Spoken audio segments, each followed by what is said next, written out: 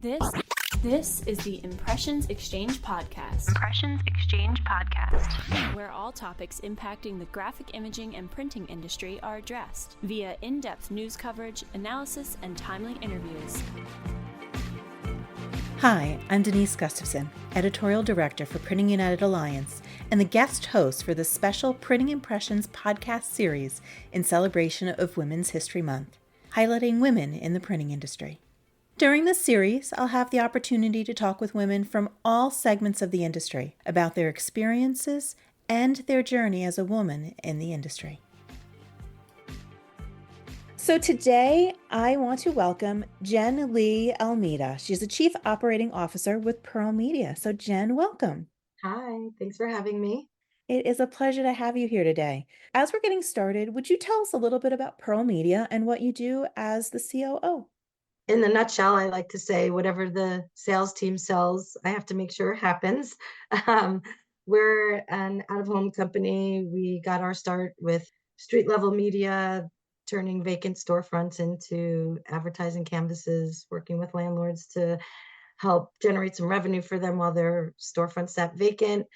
I've been with the company over 15 years now, and it's amazing to see how we've grown into different mediums. We've grown in size and scale and reach. We now have a tremendous number of long-term assets in various formats. We have digital place-based venues throughout the country, working with some amazing national brands and a good group of people. It's been an exciting ride. It certainly keeps you busy. Yes, I would say so. And I guess also with the vacant storefronts, I'm guessing that has greatly increased for you with clients, because I know there's a lot of storefronts that are vacant at this point. We've seen as the industries and the economy changes, how that varies. And it's great that it allows us to be very responsive to clients' needs where they want to target a certain specific location, and we can find them something that will help with that reach that they need. Obviously, you are in the C-suite. You didn't start there. I did not. So how did you get involved in the printing industry? Prior to Pearl Media, I worked for a print publication at NASCAR that was kind of like the playbill of racing. So the role was similar, interfacing with clients, trafficking ads, working with the designers and the printers. When the opportunity arose at Pearl Media, my skill set was needed over there, and I moved over and kind of fell into the same pattern, working with the advertisers, making sure whatever the sales team sold was fulfilled from sales to execution, and have just grown from there. As our inventory has grown, as our offerings have grown, my responsibility has grown along with it. Yeah, I can only imagine. So now you were working with NASCAR Yes. in basically publishing, in the publishing field. Mhm. Is that something you went to school for to do, or did Oh, you do no. something totally different? Totally different. I was a public health major, wanting to do some good in the world, and then got out of school, wanted a job, wanted out of my parents' house, and started working for NASCAR in Manhattan, and then wound up driving golf carts on the infield all across the country. It was a really good time, very exciting experience. Learned a lot.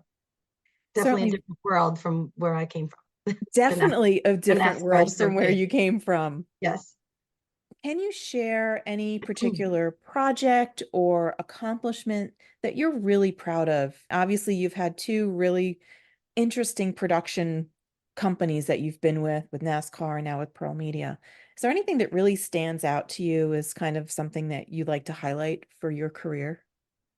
I think there are a lot of small wins along the way. Obviously, we're doing hundreds of postings a year, and they each have their own unique hurdles and challenges. But on a big scale, this always stands out for me. In 2012 or 13, we were working a lot with 3D projection at the time, and we did a program for a company called LoopNet where we made a building disappear, visually disappear. And What?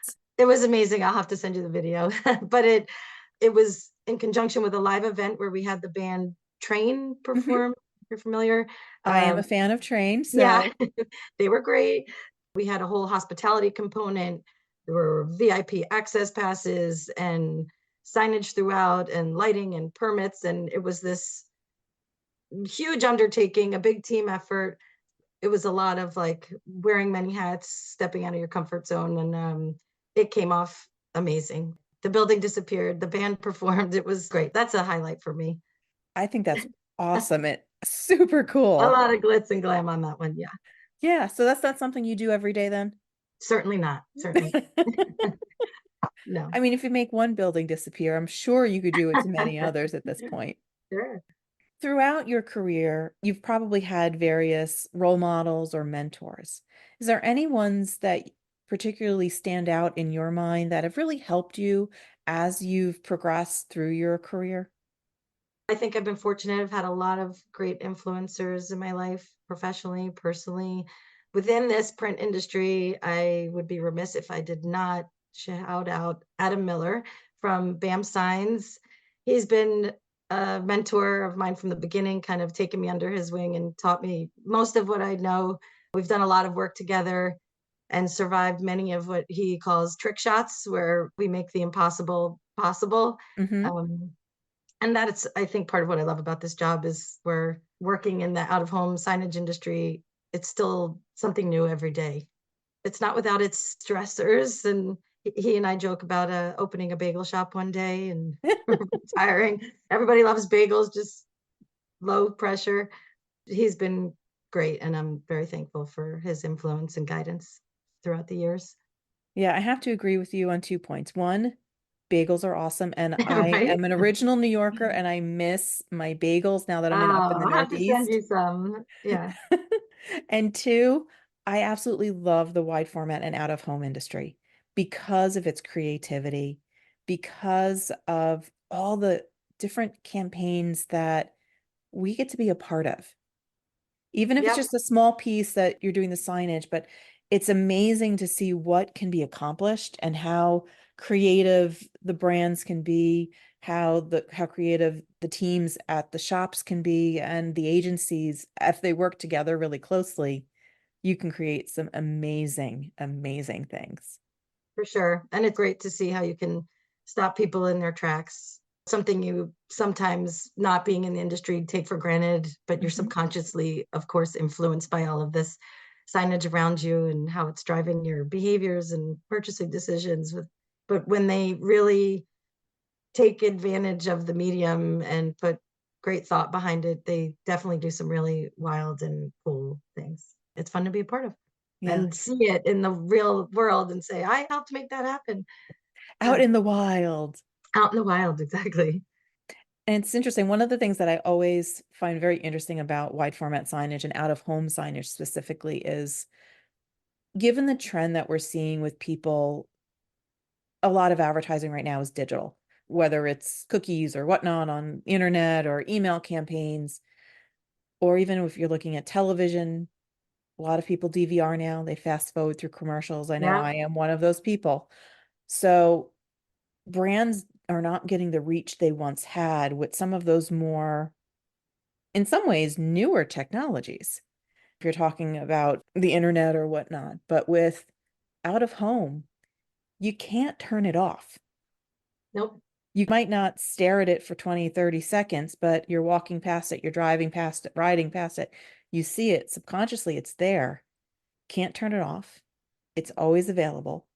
And it's in your brain, right? Like you said, Hmm. if you even registered that you really looked at it, but it's there. So yeah, and it's, you know, more and more proving how advertisers are getting a return on their investment and how they can track data and usage and purchase decisions based on what signage they encountered in their day. Hmm. What I think is really interesting too, just in my travels, I know exactly where there's a Dunkin' Donuts billboard, a Dunkin' billboard on 95 just outside of Providence. Okay. And I would drive past it all the time. It's one of those, it's just part of the scenery. But every time there was a new creative there, I'm like, oh, new creative.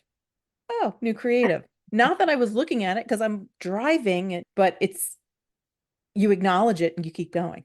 Of course. Yeah. That's its job, It's doing its job. doing its job. And then that's something that you guys have a part in as Yep. well.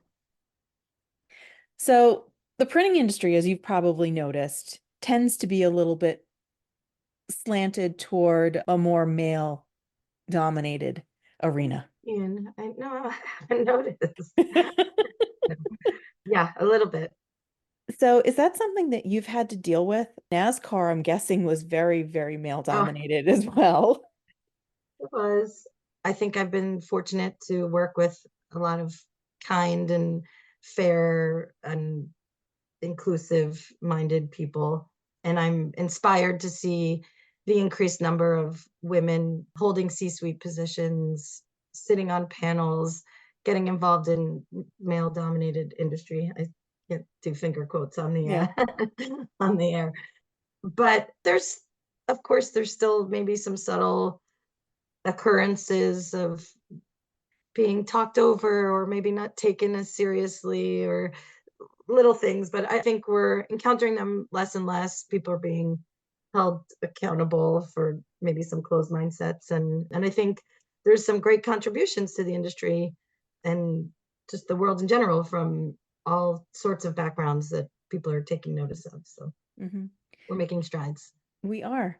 But how do we continue to empower women if they are the lone woman in the room?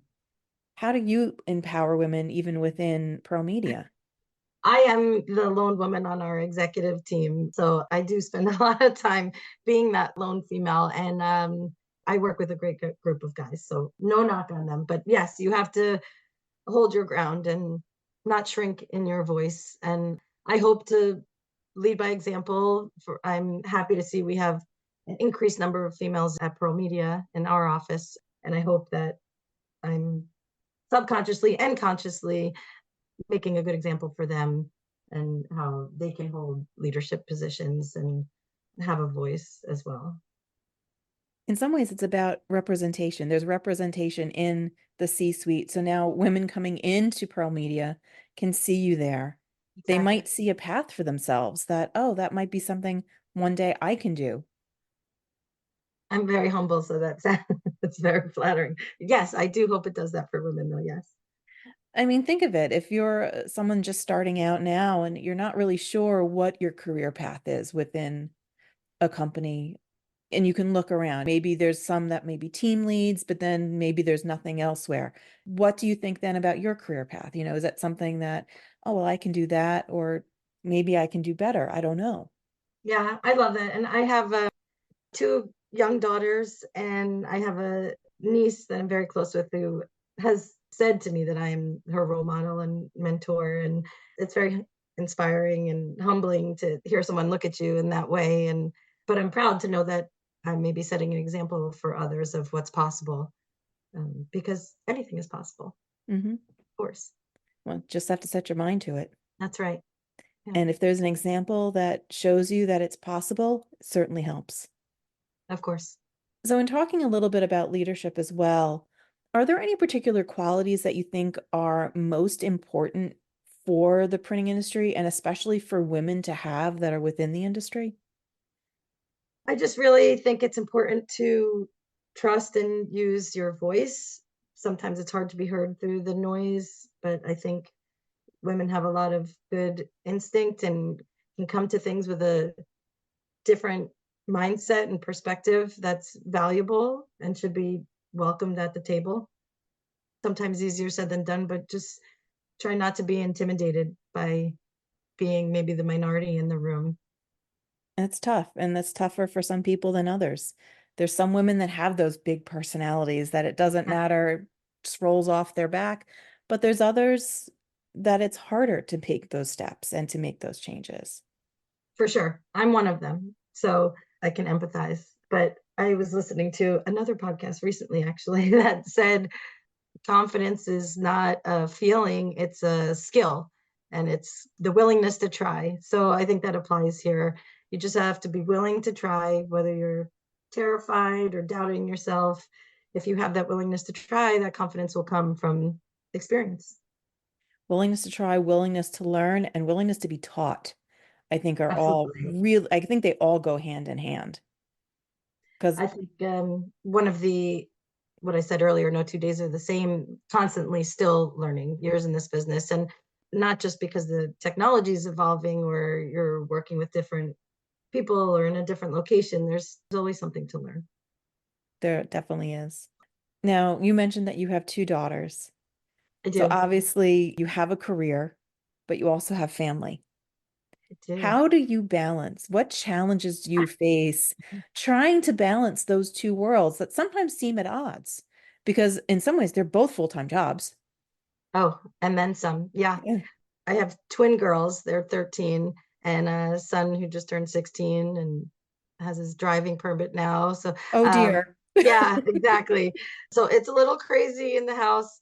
It's hard. It's definitely hard. And I think women more than men, maybe I'm stretching here, but I think we always feel we're not giving enough in all aspects of our life. I am fortunate to work for a company that's very family minded and very concerned with making sure everybody has a good work life balance. I'm working from home as we speak, and that is helpful on certain days.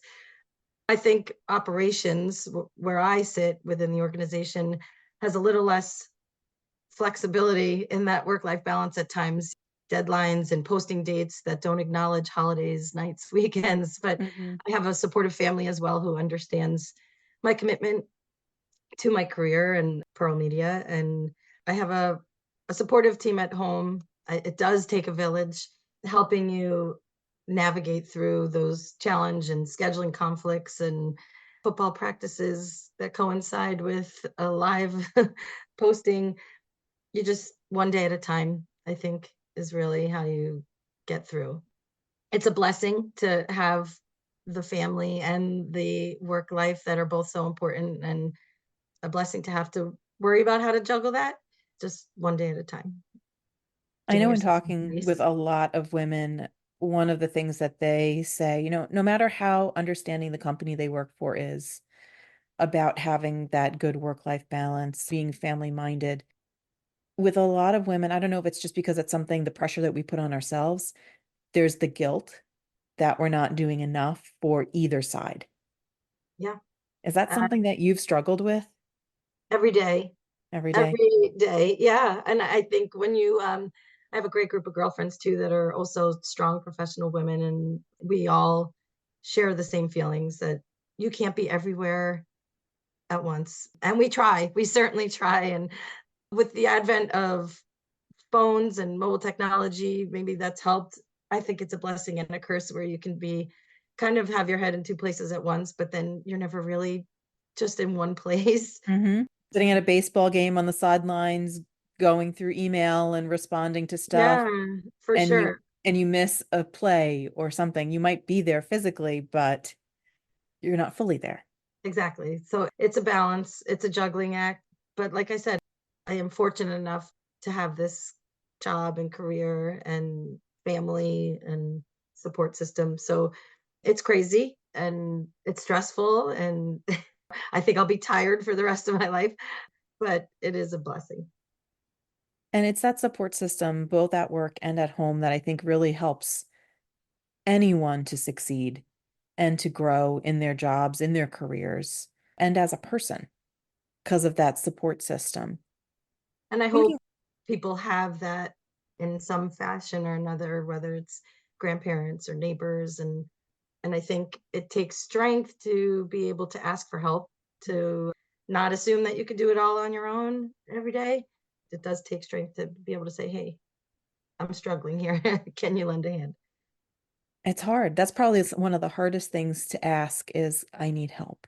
Yeah, Because I know even me personally is I want to be able to do everything. of course. That's my personality, that I feel disappointed in myself if I can't get to what I said I was going to do and get it all done. Again, that might be because I just put too much pressure on myself. It could be Yeah, just also a trait of a lot of people that we have. I think so. I definitely share that mindset, if that's any consolation. Hey, at least And when we're in it together. we are, right? And then when you look at the list of what you actually have done in a day at times, sometimes I think back and I'm like, oh my God, I made it work. I got the kids off to school. I got the workout in. I did the job. And it's amazing. So yeah, I do think sometimes we have to cut ourselves some slack. And Easier said others, than done, but yes. we should be doing that. And other times it could be the kids are clothed, they're at school, they have the food or the money that they need for the day. Nothing blew up. We're all fed and clothed and sheltered, and that's enough for today, That's a win. Sometimes I used to say, you give the kids to the grandparents sometimes and like they don't really follow your parenting rules. And then I was like, wait, I have to level set here. Are they breathing?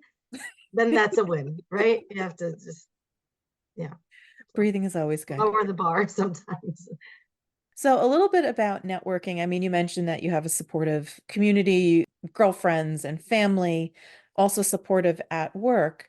Are there specific strategies that you've found that really help you be effective for networking and for building the professional relationships in the printing industry that really have helped you to grow over the years? Sitting on the operation side of things, we're not always very client facing. We're more behind the scenes. So I think you have to make an effort at times. I think it's important to foster relationships with vendors and clients that even if you're not doing business with them currently, try to keep those relationships fresh. Ask a lot of questions, try to attend trade shows when you have the opportunity, get out there and just learn. You never know where you're going to find a source of information or a resource that will be beneficial to you in the future. So just keeping an open mind and goes back to again to trusting your voice, having those conversations and you never know where they'll lead. And in some cases, it might be stepping outside that comfort zone that you've established For sure. and reaching out a hand to shake someone's and get to know them. They could be the next best thing that you'll need down the line, but you don't know it yet. Right. Yep. Exactly. As we're wrapping up, I'm going to ask my favorite question.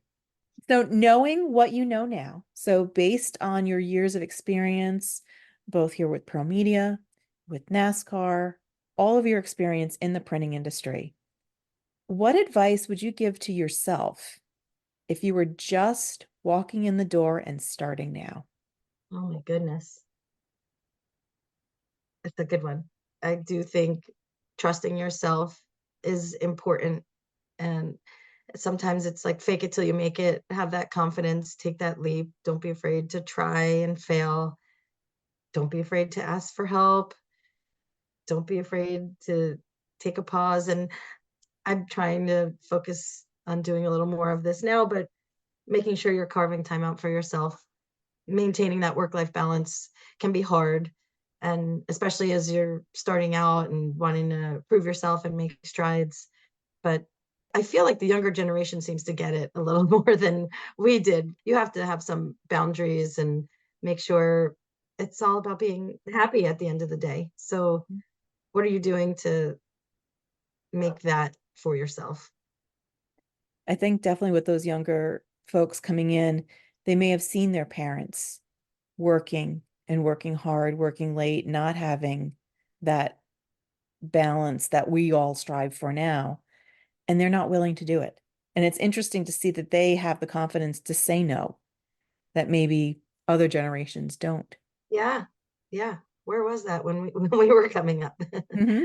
Good for them. I think it's great. I love to see it and I try to kind of foster that with my team that family first and we work hard, but we work hard together. We try to support each other so everyone can have their opportunity to take a pause and then just for new up and coming women, I think there's limitless opportunity out there. I think one of the things I maybe struggled with earlier was like, I don't know what I want to be when I grow up. And sometimes you do, sometimes, like you said, you don't know what that next person you talk to is going to lead.